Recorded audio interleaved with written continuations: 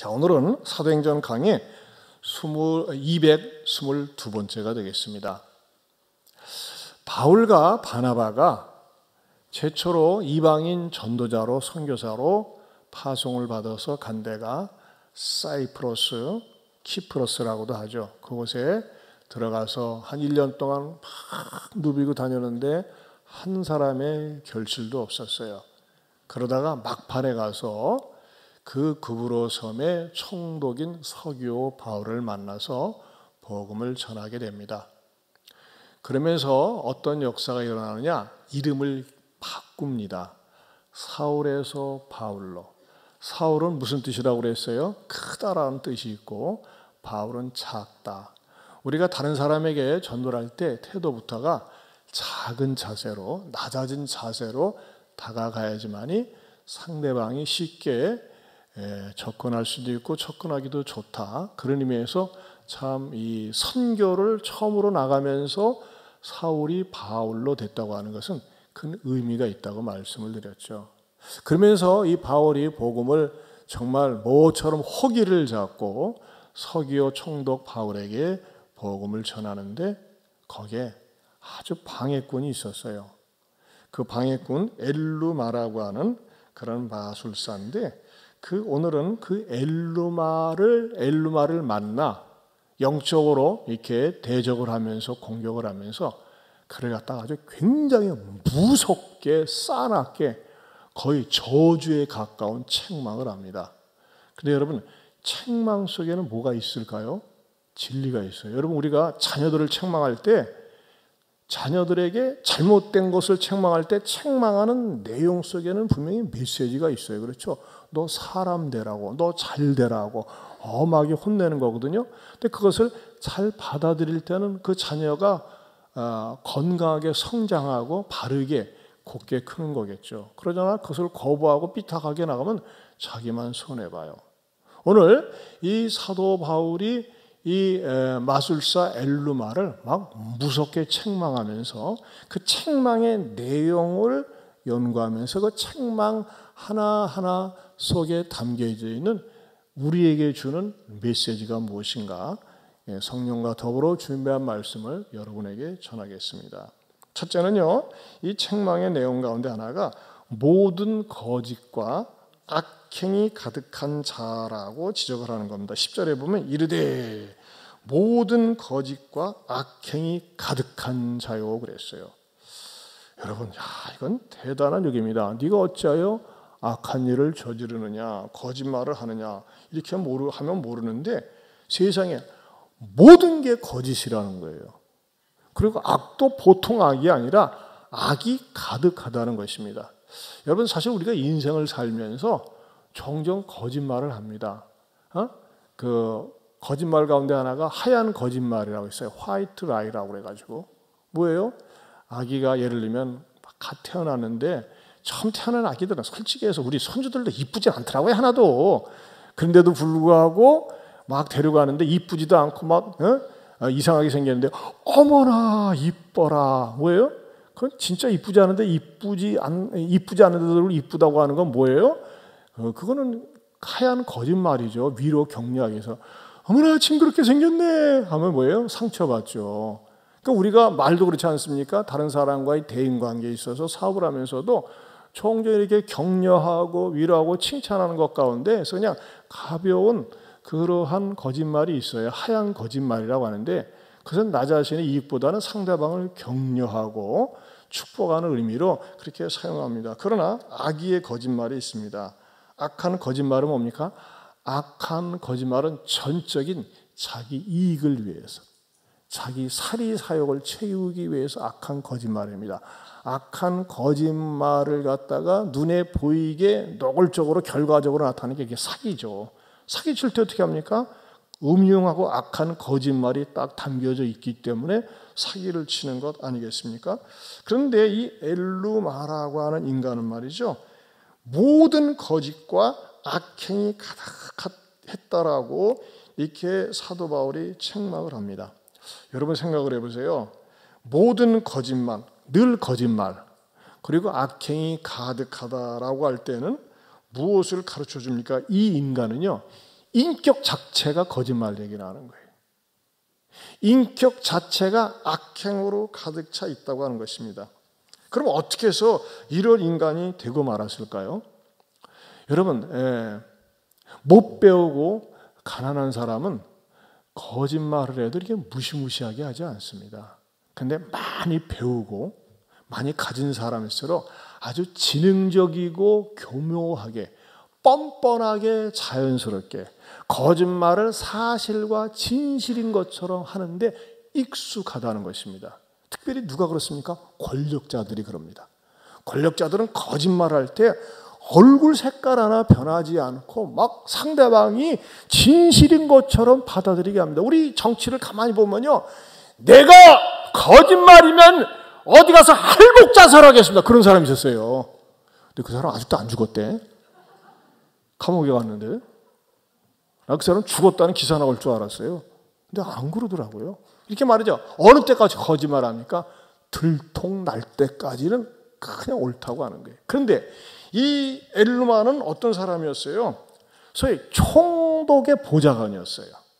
그리고 총독에게 영향력을 주는 전문적인 지식을 가지고 있었고, 그야말로 점성술, 의술, 이렇게 나름대로 학문에 있어서 정통한 사람인데, 이 사람은 처음에는 거짓말을 하지 않았을지 모르지만 자기 이득을 챙기기 위해서, 자기 사리사욕을 위해서 거짓말하기 시작하면서 그것이 처음 거짓말 첫 단추가 잘못 깨어지니까 모든 삶이 거짓말로 일관되었다고 하는 것입니다. 그것에 대해서 뭐예요? 사도 바울이 꿰뚫어보고 얘기하는 거예요. 이 거짓말쟁이가 아니라 뭐예요? 모든 거짓, 너는 거짓말로 똘똘 뭉쳤구나. 그래 너는 하는 모든 게 악하다, 이렇게 책망을 하고 있는 것입니다. 사실 그런 의미에서 청문회가 좋은 것 같아요. 우리 청문회 장관 임명하기 전에 청문회를 할 때 보면 말이죠, 어떤 전에 보건복지부 의사 출신 누구도 말이죠, 자기는 양심에 걸리는 거 없다, 깨끗하다, 막 우겨대가 악착같이 우겨대는데 이거 끄집어내고 저거 끄집어내고 저거 들춰내니까 그 다음에 조용히 올라가더라고요. 근데 여러분, 그게 세상에 정치인들만 그렇습니까? 우리들도요, 하나님의 심판대 앞에 섰을 때 내가 그동안 숨겨놓고 살아온 죄가 발각될 때가 있어요. 하나님의 심판대 앞에 서면요, 나는 말 안 할 겁니다, 침묵할 겁니다, 이렇게 뻗팅겨도요, 하나님께서 딱 우리로 하여금 유전자를 딱 건들면요, 스스로 알아서 다 진술하도록 하나님께서 우리를 만들어 놓으셨어요. 어디에 보면 하느냐? 그 로마서 14장 10절에서 13절 현대인의 성경 한번 스크린 보실까요? 같이 보겠습니다. 시작. 그런데 어째서 여러분은 여러분의 형제를 비판하고 업신여깁니까? 우리는 다 하나님의 심판대 앞에 서게 될 것입니다. 성경에도 주께서 말씀하신다. 내가 살아있으니 모든 사람이 내 앞에 무릎을 꿇을 것이며 모든 사람이 나에게 자백할 것이다 라는 말씀이 있습니다. 그때 우리는 각자 자기 일을 낱낱이 하나님께 자백해야 할 것입니다. 그러므로 이제부터 우리는 서로 비판하지 맙시다. 그리고 형제 앞에 장애물을 놓아 죄를 짓게 하는 일도 없도록 합시다. 그러므로 우리의 기도 중에 정결한 마음, 정직한 영을 달라고 기도해야 한다. 사랑하는 성도 여러분, 저는요, 우리 가운데서 혹시 그런 말을 듣는다면요, 참 불행한 사람이에요. 당신은 이제 거짓말을 잘해. 왜 거짓말을 밥 먹듯이 해? 이거 굉장히 불행한 겁니다. 여러분, 우리가요, 다른 사람이 나를 평가할 때, 저 사람 굉장히 정직해요, 저 사람 진실해요, 참 좋은 평가입니다. 우리 옆에 분들에게 이렇게 살짝 찔릴 수도 있으니까, 굉장히 정직하시군요, 이렇게 인사 한번 합시다. 굉장히 정직하시네요. 찔려. 그런 분도 있어요. 여러분, 우리가 정직해야 됩니다. 거짓말을 능사로 하고 거짓말을 선교 전략으로 삼는 이단이 있어요. 어디죠? 신천지가 그렇게 해요. 신천지가 남에게 침투해가지고 들어갈 때 말이죠, 그 사람들을 현혹하고 유혹해가지고 끌고 갈 때 온갖 거짓말을 다 동원합니다. 그러면서 뭐라고 얘기하는 줄 알아요? 모략이라고 그래요. 모략. 탁월한 지략이다. 거짓말에서 끄집어내는 게, 그게 바로 신천지 이단이에요. 아무튼 이단은요, 처음부터 끝까지가 거짓의 영의 시험을 받아서 사는 사람들이에요. 그러면서 참 불행하다고 생각이 됩니다. 사랑하는 성도 여러분, 저는 성령님께서 저와 여러분에게 늘 말씀의 거울을 비추면서 정직하게 사는 복된 그리스도인들 되시기를 축원합니다. 두 번째는 뭐라고 책망을 하냐면요, 마귀의 자식이요 모든 의의 원수여라고 이렇게 지적을 했습니다. 제가 지난 주일에는 마귀의 자식이 되지 맙시다라는 제목으로 말씀드렸죠. 지난 시간에 말씀드리는 마귀의 자식이 되지 말라고 했던 메시지의 초점은 그 마귀의 자식의 특징이 하나님을 대적하고 말씀을 거부하는 사람들이 마귀 자식의 속성이라고 그랬어요. 오늘은 특별히 모든 의의 원수다라는 데 초점을 주고 말씀을 드리고 싶어요. 마귀는 악의 뿌리를 두고 있고 하나님은 의의 뿌리를 둡니다. 이 악의 근원인 마귀 자식이 되는 것은 의로우신 하나님과 원수가 되는 것입니다. 여러분 이거 아세요? 이 땅에는 어떤 사람들이 존재할까요? 가난한 사람, 부유한 사람, 잘생긴 사람, 못생긴 사람, 배운 사람, 못 배운 사람 이렇게 양분되지 않습니다. 하나님이 보실 때는요, 딱 두 종류예요. 하나는 하나님의 자녀가 있고 또 하나는 마귀의 자식이 있습니다. 한번 여러분들이 여러분 스스로에게 질문해 보세요. 자답해 보세요. 나는 하나님의 자녀일까? 마귀의 자식일까? 여러분 마귀의 자식이라고 하면 얼마나 불행한지 몰라요. 그러면 오늘 성경에서 보여주는 마귀의 자식은 누구일까요? 마귀에 속한 자. 그 사람은요, 자기 의를 내세웁니다. 자기 공로를 내세웁니다. 그래서 나는 하나님의 의가 필요 없다고 얘기합니다. 여러분 가운데 그런 분이 있을 수 있어요. 나는요, 그건 당신들 얘기고 나는요, 하나님의 자녀도 아니고 마귀의 자식도 아니에요. 그럼 뭐냐? 나는 나예요. 그렇게 얘기하는 분이 있어요. 그걸 갖다가 마귀 자식이라고 그러는 거예요. 왜 그러느냐? 여러분 이거 알아야 돼요. 우리 모든 인간은 하나님을 떠났을 때는 다 죄인입니다. 하나님을 떠나서 하는 그 자체가 죄인이라고 하는 것입니다. 그런데 우리 인간들이 말이죠, 자기가 죄인인데 죄인인 줄 모르고 내 의를 내세우는 거예요. 여러분, 내 의를 내세우는 사람을 죄인이라고 하는데 죄인은 무엇과 같냐면요, 걸레와 같습니다. 여러분, 걸레는 아무리 빨아도 걸레입니다. 그렇죠? 걸레 세탁하고 깨끗이 빨았어, 소독했어. 그거 가다가 세수수건으로 쓰는 사람이 있어요? 모르고 쓸 수는 있을지 모르지만 결코 잘 쓰지 않습니다. 바닥 팍팍 닿는 걸레일 뿐이에요. 그런데 여러분, 이 걸레와 같은 인생인데, 죄에 속해 있는 인생인데 자기 수양으로 또 어떤 교양으로 봉사로 세상 사람들이 가장 높이 평가하는 구제로 말이죠, 걸레 같은 인생을 깨끗하게 하려고 빨아봅니다. 그래봤자 걸레라고 하는 것입니다. 여러분, 걸레와 같은 인생은 어떤 인생입니까? 죄로 오염되어 있는 인생이에요. 그러나 나 자신이 아무리 내 공로를 내세우고 내 수고를 내세우고 내 업적을 내세워도 하나님 앞에 여전한 죄인이요 걸레와 같은 인생이라는 것입니다. 그러나 이런 사람들, 하나님 나의 의를 가지고서는 결코 구원받을 수 없고 내 의라고 하는 것은 걸레와 같습니다. 하지만 나의 의는 이것뿐 예수의 피밖에 없네.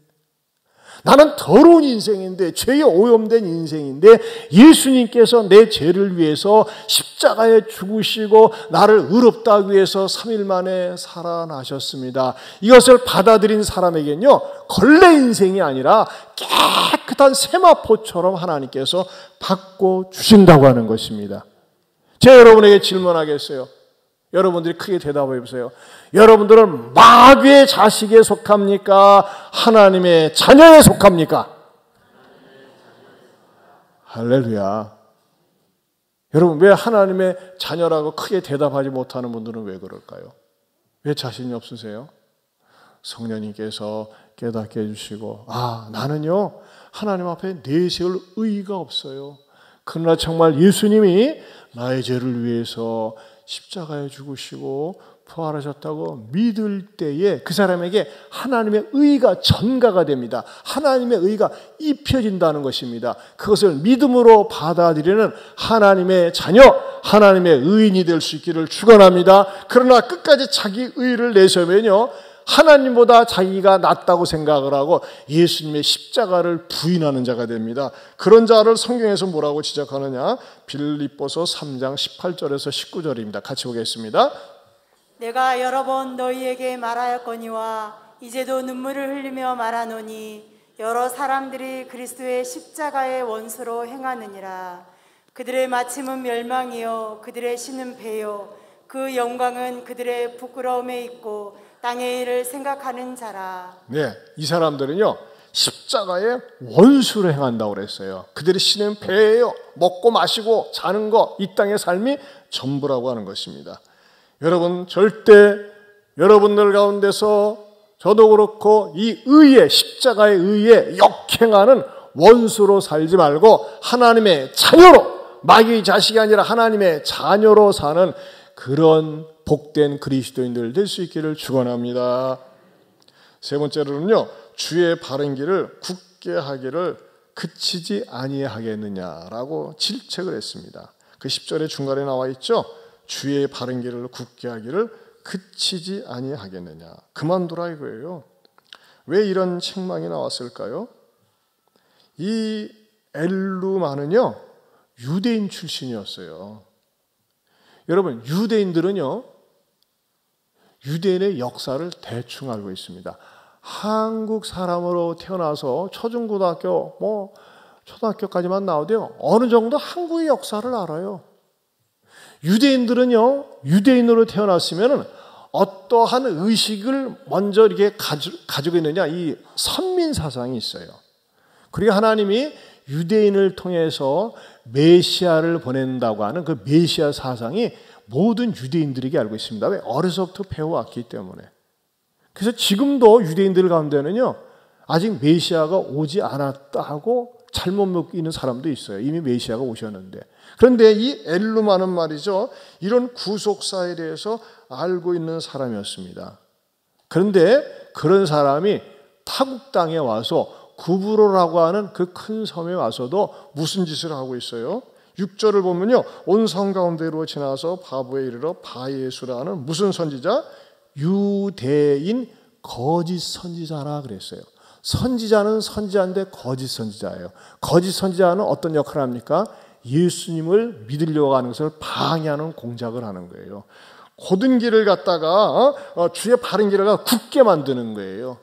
자, 선지자 가운데 굽은 길을 오히려 바르게 만든 그런 선지자가 있어요. 누구였습니까? 세례 요한이 그랬습니다. 세례 요한은 예수님보다 6개월 앞서서 탄생하시면서 나타나가지고 그냥 사람들에게 직격탄을 날렸어요. 절대 눈치 보지 않고 말이죠. 회개하라, 천국에 가까웠느니라 하면서 말이죠, 죄를 지적하면서 했더니 얼마나 많은 사람들이 요단강에 와서 세례를 받고, 심지어는요 그 무시무시한 로마 군병들도 와서 회개를 할 정도였어요. 그리고 세례를 받았거든요. 그래서 사람들이 웅성웅성 됐어요. 이제 눈 좀 떠봐. 저 세례 요한이 혹시 메시아 아니야? 그래서 사람들이 의심을 했어요. 저렇게 바른 소리를 하고 저렇게 올바른 말씀을 전하니까 저 사람이 혹시 메시아가 아니야 하면서 말이야 궁금해가지고 사람들이 와가지고 질문했어요. 어디에 그 질문이 나와 있습니까? 요한복음 1장 21절에서 23절입니다. 같이 보겠습니다. 시작. 또 묻되 그러면 누구냐? 내가 엘리야냐? 이르되 나는 아니라. 또 묻되 내가 그 선지자냐? 대답하되 아니라. 또 말하되 누구냐? 우리를 보낸 이들에게 대답하게 하라. 너는 내게 대하여 무엇이라 하느냐? 이르되 나는 선지자 이사야의 말과 같이 주의 길을 곧게 하라고 광야에서 외치는 자의 소리로라 하니라. 여기서 보면요, 이 세례요한에게서 너는 누구냐? 엘리야냐? 선지자냐? 누구냐? 무엇이라 하냐면서 거의 질문이 5번 나와요. 마치 말이죠, 만약에 세례요한이 거짓 선지자라 맞다, 내가 말하자면 그 선지자다, 이렇게 딱 알 수 있을 텐데 뭐라고 얘기합니까? 나는 주의 길을 곱게 하라고 광야에서 외치는 자의 소리다라고 얘기하고 있습니다. 나는 주의 길을 바르게 만들기 위해서 보낸 선지자에 불과하다라고 그렇게 얘기하고 있어요. 즉 목이 곧고 마음이 굽어진 인간들의 마음을 펴서 복음을 잘 받아들일 수 있도록 길 닦는 인생이라는 거예요. 그런데 이 엘루마는 어떻게 했어요? 길을 막는 거예요. 길을 높이는 거예요. 뭐하게? 이 총독이 복음을 받아들이지 못하게 방해 공작을 하는 방해꾼이었다고 하는 것입니다. 그래서 마귀 자식이라고 한 것이고 마귀의 똘마니 노릇을 했다고 하는 것입니다. 여러분, 요즘도 우리 주변에 그런 사람이 있어요. 의외로 말이죠. 교회 오래 다닌 사람이 집안에 목사가 있고 장로가 있고 권사라고 하는 사람들이 그 자녀들이 얼마나 뺀질뺀질되고 얼마나 정말 덕이 되지 못하게 신앙생활하는 사람들이 있어요. 아유 저게 교인이야, 아유 저게 뭐 집사야, 그런 사람들이 있어요. 교회를 그렇게 오래 다녔는데도 불구하고 신앙생활에 열매가 없어요. 열매가 없어요. 그런 사람들 때문에 말이죠, 전대문을 막고 복음의 문을 막고 그런 사람들이 의외로 많이 있어요. 저는 여러분들 가운데 그런 사람들이 혹시나 있지 않을까 염려스럽습니다. 제가 볼 때 그런 분이 있어요. 아니 교회를 그렇게 오래 다녔는데 다른 데서 집사 받았다고 하는데, 다른 데서 직분 맡았다고 하는데 신앙생활을 하는 것은 완전히 엉터래요. 툭 하면 주일 빠지고 놀러 다니고 구경 다니고 그렇게 말이죠. 교회 생활에서 말이죠. 하나님의 것은 구분해서 드리라고 그렇게 양육받고 훈련을 받고 순종인데 어느 순간부터 딱 11조도 드리지 않고 말이죠. 불순종하고 전부 다 내 것이라고 움켜쥐고 교회를 말이죠. 판단하고 비판하고 정죄하고 이용만 해먹을 줄 알지 생전 헌신과 봉사라고 한 건 담싸고 사는 그런 사람들이 뭐예요? 여러분, 그런 사람들이 방해꾼이 되는 거예요. 그러다가 이제 새로 믿는 사람들이 열심 내고 순종하고 하려면 그렇게 믿지 마, 그렇게 믿는 거 아니야, 대충 믿어, 그렇게 핍박하는 사람들로 변절되더라 이겁니다. 사랑하는 성도 여러분, 저나 여러분이나 주의 길을 곱게 길을 닦을 망정 길을 엎어버리고 복음을 전하는데 말씀에 순종하며 사는데 역행하는 그런 불행한 그리스도인들 되지 마시기를 주님의 이름으로 축원합니다. 네 번째로는요, 책망을 받으면 회개할 줄 알아야 한다는 것입니다. 여러분, 사실 엘루마는 아주 극심한 책망을 받았어요. 너무나 험한 책망을 받았어요. 그런데 이 엘루마하고 사도 바울하고 비슷한 공통점이 있어요. 그건 뭐냐면요, 사도 바울도 예수님 믿기 전에는 의의 원수였어요. 십자가의 원수였어요. 그래서 그가 말이죠, 예수 믿는 것들 이것들 감옥에 넣어야 돼가지고 예루살렘에서 다메섹까지 거리가 자그마치 250km인데 씩씩거리면서 예수 믿는 사람들을 잡아가지고 굴비 엮듯이 끌고 와가지고 예루살렘 이 감옥에다 넣으려고 그렇게 가던 그 사울이 다메섹 도상에 가다가 주님이 나타나셔, 사울아! 사울아, 내가 어찌하여 나를 핍박하느냐, 딱 한마디 들었어요. 그랬을 때 이 사울이 꼬꼬라지면서 뭐라고 했어요? 주여 누시옵니까? 하면서 회개하고 3일 동안 먹지도 자지도 마시지도 않고 회개를 했어요. 여러분, 이 사울에게는요 길게 설명 안 했어요. 사울아, 사울아, 내가 어찌하여 나를 핍박하느냐. 근데 여러분 보세요. 엘루마는요, 이 엘루마는 사도 바울이 조목조목 가르쳐줬어요. 맑기 아래야 듣게 끌어옴. 모든 거짓과 악행이 가득한 자, 이렇게 이 말 한마디만 하는 것이 아니라 자세하게 마귀 자식이요, 모든 의의 원수요, 모든 바른 길을 굳게 하기를 그치지 않으면서 조목조목 가르쳐 줬는데도 불구하고 어떻게 합니까? 이 엘루마는 까딱도 하지 않습니다. 저는 이 말씀을 묵상 연구하면서 이 어떤 텐션을 느꼈어요. 이 성경 속에서. 어떤 텐션이냐면 보세요. 10절에 보면 바른 길을 굳게 하기를 그치지 아니하겠느냐. 그러면서 11절에 뭐가 나와요? 보라는 단어가 나와요. 보라. 여러분, 저 보세요. 보라. 여러분, 대화를 할 때 날 좀 봐서를 왜 합니까? 쳐다보지 않기 때문에. 귀 기울이지 않기 때문에. 나 좀 봐. 내 말 좀 들어봐. 하면서 보러 갑니다. 만약 서로 쳐다보면서 대화를 하면 그런 말 할 필요가 없어요. 저는요, 이런 감동이 온 거예요. 아주 사도 바울이 야무지게 말이죠. 조목조목 이 엘루마의 죄에 대해서 지적을 하니까 말이죠. 이 엘루마가 어떤 태도를 보였어요? 딱 꼬나보는 거예요. 저 자식아, 그렇다고 어떡할라 이놈아. 하면서 말을 꼬나보는 거야. 그러니까 사도 바울이 안 되게, 그래, 네가 뭐 어떡할래? 내가 그런 인간이야. 어쩌라는 거야?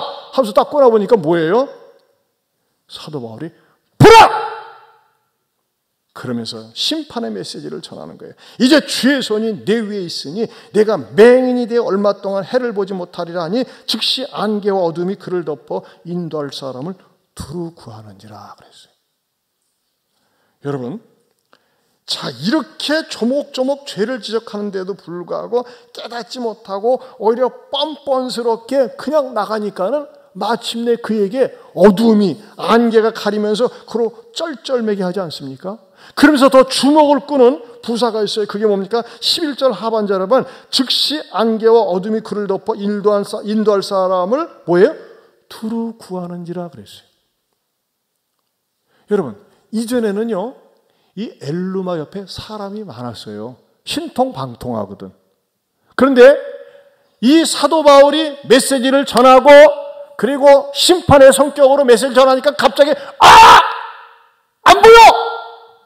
누가 나 좀 이끌어줘! 하는데도 불구하고 사람들이 다가가서 사도 바울은요, 아나니아를 보내가지고 인도를 했거든요. 근데 아무도 접근을 안 하는. 그러니까 두루 사람을 구했다 그래서 나 좀 도와줘, 나 좀 이끌어줘, 그런 거 아니겠어요? 왜 그랬을까요? 왜? 사도 바울의 심판적 메시지를 듣고 저런 일을 당하는 저 인간 인도해 주다가 나까지 감염될라. 나까지 재수 없어가지고 나까지 그 일 당하면 어떡하니까 감히 말이죠, 달라붙지를 못하고 쩔쩔매고 있는 거예요. 여러분 이거 아세요? 악한 사람들이, 거짓말에 등한 사람이 권력을 잡고 있을 때 많은 사람들이 막 파리떼 달라붙듯이 달라붙어요. 그러나 그가 망할 때는 사람들이 다 떠나는 거예요. 여러분, 이 엘루마의 비극을 보세요. 얼마나 불행합니까? 그렇게 사도 바울이 조목조목 너는 말이지 모든 거짓과 악행이 가득하고 마귀 자식이 모두 의의 원수요 죄의 바른 길을 굳게 한다고 했을 때 맞아요 내가 그 인간이에요 라고 회개했더라면 얼마나 좋았을까요? 그런데 그는 거부합니다. 그러다가 즉석에서 하나님의 심판을 맛보지 않습니까? 저는 여기에서 두려움을 느낍니다. 왜 그럴까요? 그것은요, 지옥은 누가 갈까요? 지옥은요, 회개하지 않는 죄인이 갑니다. 제가 질문하면 여러분 대답해 보세요. 지옥은 누가 갑니까? 회개하지 않는 죄인이 간다는 거예요. 내 의를 내세우면서 말이죠. 나를 내세우면서 예수님의 십자가와 부활을 믿지 않고 내 멋대로 내 식대로 사는 인간에게 지옥의 심판이 임한다고 하는 것입니다. 저는 그런 의미에서 하나님께서 저 여러분에게 이런 안개와 어둠이 그 사람을 뒤덮듯이 하나님 앞에 불순종하다가 끝내 이렇게 심판받는 그런 불행한 사람이 한 사람도 없기를 축원합니다. 더 중요한 것은요, 마지막에 총독의 믿음과 놀라움이라는 것입니다. 총독의 믿음과 놀라움. 자, 12절을 다시 한번 읽어봅니다. 같이 보겠습니다. 시작. 예, 총독이 그렇게 된 것을 보고 믿으며 주의 가르치심을 놀랍게 여기니라. 총독이 지켜봤어요. 이야, 진짜 저렇게 하나님의 말씀을 대적하고 거부하고 불순종하다가는 하나님 앞에 매를 맞는구나. 어둠이 그의 인생을 끌고 가는구나 하면서 말이죠. 그것을 보고 믿게 되었어요. 그러면서 어떤 일이 일어납니까? 주의 가르치심을 놀랍게 여겼다 그랬어요. 거기다 줄을 치세요. 주의 가르치심이라고 했어요. 여러분, 오늘 본문 속에서는요, 예수님이 등장을 하지 않으세요. 여기서 주라고 하는 것은 예수님이거든요. 주의 가르치심이라는 건 뭐예요? 사도 바울의 가르침을 주의 가르침으로 받아들였다고 하는 것입니다. 주의 종을 통해서 전파되어지는 말씀을 하나님께서 나에게 주시는 말씀처럼 똑같이 받아들였다고 하는 것입니다. 저는요, 성령님께서 우리가 하나님 앞에 예배드려 나올 때 하나님께서 부족하지만 주의 종을 세워서 말씀을 선포할 때 저건 목사의 얘기고 저건 목사의 개인적인 견해고가 아니라 하나님께서 주의 종을 통해서 나에게 주시는 말씀으로 받아들이면서 놀라움을 갖고 깨달음을 갖고 찔림을 받고 회개하는 역사 있기를 축원합니다. 어저께 우리 이동기 집사님 딸과 이제 사이 될 사람하고 같이 식사를 했어요. 이 집사님이 좀 만나서 식사하자. 근데 좀 불편했어요. 왜냐하면 제가 줄에 서는 것도 아니고 할 말도 없고 또 아들, 딸과 사이 될 사람도 교회도 안 다녀요. 신앙생활도 안 해요. 우리 집사님이 참 눈물 나게 기도하는데 안 해요. 그러니까 제가 뭐라고 얘기하겠어요. 제가 이제 줄에 설 때는 반드시 결혼 교육이 있거든요. 그러면 제가 이렇게 만나본 결과, 이야, 요즘 보기 드문 젊은이들이에요. 딸이 말이죠, 고등학교 졸업하고 직장 생활하면서 11년 동안 했는데 세상에 혼수장만을 딸이 다 했어. 좀 놀래봐요. 요즘 안 그래요. 이기적이라는데 딸이 다 했어요. 그러면서 집사님 말 기둥 같은 딸이래. 그리고 사이도 얼마나 똑똑하고 성실한지. 정말 착해요. 똑똑해요. 부부가 이제 앞으로 맞벌이에요. 그러면서 말이죠. 꿈이 뭐냐? 네, 돈 많이 벌어가지고 집장만 하고 또 이렇게 좀 부족함 없이 사는 거 사람들이 가지고 있는 그런 소박한 꿈이에요. 그래서 제가 이런저런 저런 얘기 나누다가 드디어 본색을 드러냈습니다. 야, 우리 하나 씨 또 이렇게 굉장히 젊고 정말 행복한 가정일 것 같은데 어떻게 받아들일지 모르지만 혹시라도 하나님께서 오늘 오후라도 오늘 저녁이라도 데려가신다면 천국 갈 수 있겠습니까? 못 간대. 어떻게 하나님 앞에 죄 안 짓고 살았습니까? 아니, 죄인이래. 그래서 제가 말이죠, 복음을 쭉 전했어요. 두 사람이 앞으로 결혼을 앞두고 돈이 많으면 행복하겠고 집도 장만하고 이런 거 저런 거 행복하겠지만 그러나 영생을 선물로 갖지 못하면 그것은 순간이고 영원한 불행이 찾아오는 겁니다 하면서 말이죠, 제가 쭉 복음을 전했어요. 이 사람들이 진지하게 듣는 거예요. 그리고 마침내 제가 결심기도를 따라서 하자고 하니까는 신부가 이제 신부될 자매가 밑에 손을 내리고 놓고 제가 신랑 위에다 손을 얹고 결심기도를 시키고 예수님을 영접하게 했어요. 그 다음에 예수님을 영접한 다음에 굉장히 긴장될 거 아니에요. 자, 이런 메시지 들어본 적 있어요? 처음 듣는데. 그렇죠. 어땠어요? 했더니 굉장히 놀랬대요. 맞아요. 이것이 복음에 대한 반응인데 이 사람들이 천안에서 살아요. 그리고 남자 형제는 대산으로 출퇴근하고 또 딸은 천안에서 직장 생활하는데 천안에 보통 이게 시간을 맞추기가 어렵더라고요. 부부가 서로가 2교대, 3교대 이렇게 막 직장 생활을 하고 있더라고요. 그래서 천안 장로교에 제가 아는 목사님인데 연결시켜 줄 테니까 거기 나가라고 했더니 알겠다고 하면서 서로 핸드폰 주고받았어요. 저는 얼마나 감사했는지 몰라요. 제가 줄에 서지도 않지만은 그러나 또 아버지 입장에서는 어떻게든지 목사님을 한번 만나 뵙고 복음을 들었으면 하는 그런 간절한 마음이 있었던 것 같아요. 그래서 저는 항상 이야기를 만참하고 다 들어준 다음에 막판에 기도로 준비하고 갔으니까 이렇게 복음을 전했더니 이분들이 받아들였어요. 사랑하는 성도 여러분, 이들뿐만 아니라 우리들 모두가 하나님 앞에 나와서 예배를 드릴 때마다 주의 가르치심을 가지고 놀랄 수 있고 감동받을 수 있고 은혜 받을 수 있고 찔림을 받을 수 있는 그런 복된 자녀 될 수 있기를 주님의 이름으로 축원합니다. 축원합니다. 사랑하는 성도 여러분, 우리는요 어느 누구도 마귀 자식에게 속해서는 안 됩니다. 하나님의 자녀에 속해 있으면서 주님 날마다 정결한 마음으로 정직한 마음으로 주님을 기쁘시게 하며 살겠습니다. 그렇게 다짐하면서 엘르마와 같은 비극에 속하는 인물군이 아니라 총독 서기오처럼 예수를 받아들이면서 믿음으로 승승장구할 수 있기를 축원합니다. 우리 찬양 같이 한번 부릅시다. 정결한 마음 주시옵소서. 오 주님, 정직한 영을 새롭게 하소서. 나를 주님 앞에서 멀리하지 마시고 주의 성령을 거두지 마시라고. 우리 한번 마음속에 회개하는 마음으로, 주의 성령을 사모하는 마음으로 같이 찬양 부르겠습니다. 정결한 마음 주시옵소서. 오 주님, 정직한 영을 새롭게 하소서. 정결한 마음 주시옵소서. 정결한 마음 주시옵소서.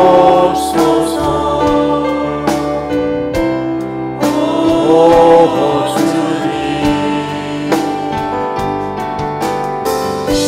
정직한 영을 새롭게 하소서.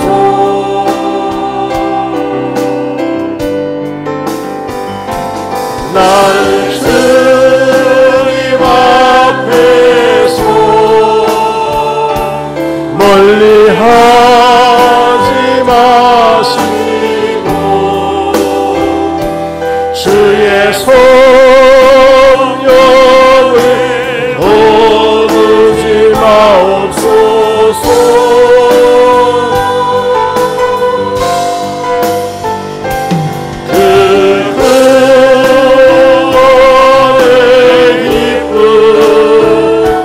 다시 회복시키시고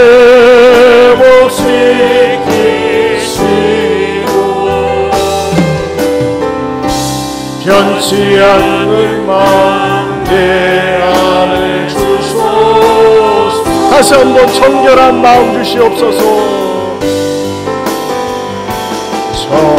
정결한 마음 주시옵소서.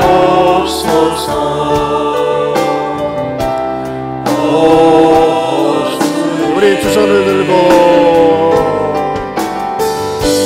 정직한 영을 새롭게 하소서. 우리 다 같이 일어서서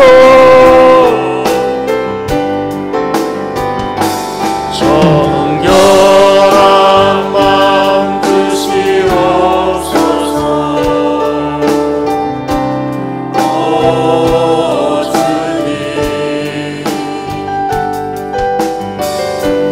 정직한 영을 새롭게 하소서.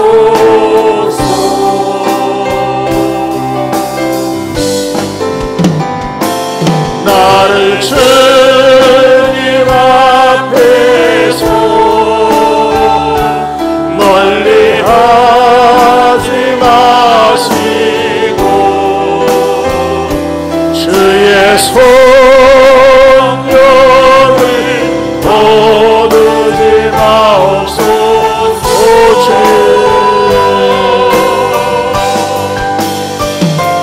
그 구원의 기쁨 다시 회복시키시고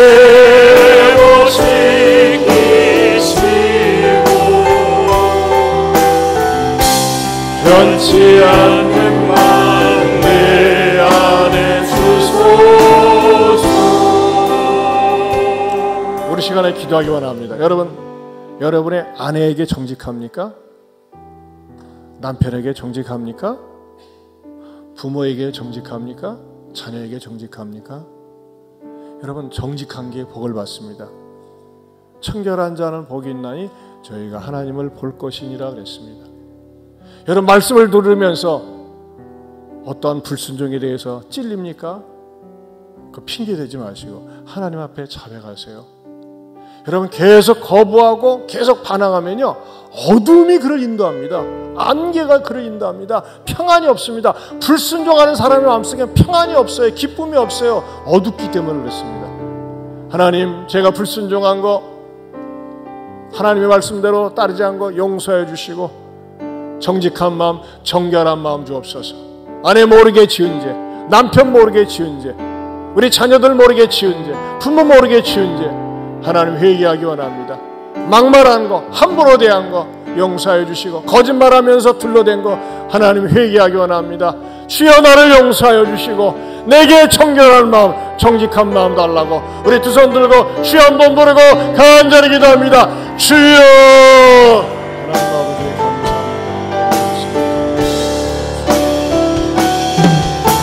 주여, 주여 하나님 말씀대로 함부로 대하고 주님 못된 일 나쁜 일 하고 여러 짓거리 하고 하나님 아버지 앞에 서주며 죄악을 버리게 하시고 앞에 버리게 하시고 영광의 것을 버리게 하시고 거룩하고 정결하게 하시고 나 자신 되게 하여 주시옵소서.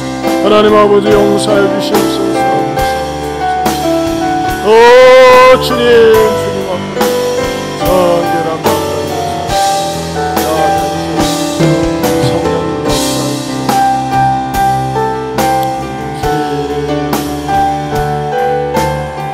우리 기도하는 마음으로, 회개하는 마음으로 정결한 마음 주시옵소서. 오 주님, 정직한 영을 새롭게 하소서.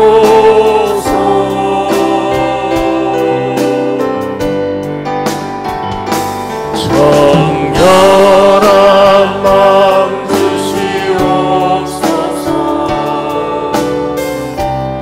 오 주님, 정직한 영을 새롭게 하소서.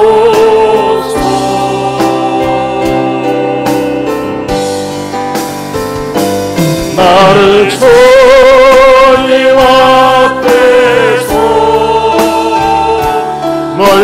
멀리하지 마시고 주의 성령을 거두지 마옵소서.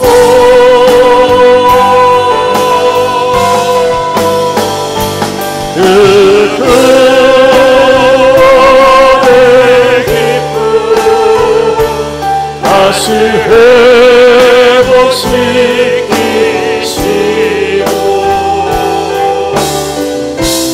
변치 않는 마음 내 안에 주소서.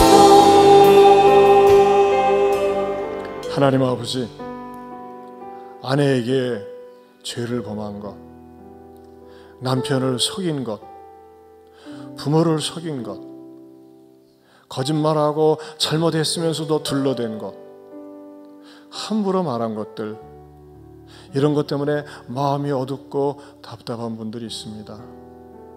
성령이시여, 하나님 앞에 회개하고 돌이키면서 정직한 마음, 평안한 마음 갖게 하여 주시옵소서.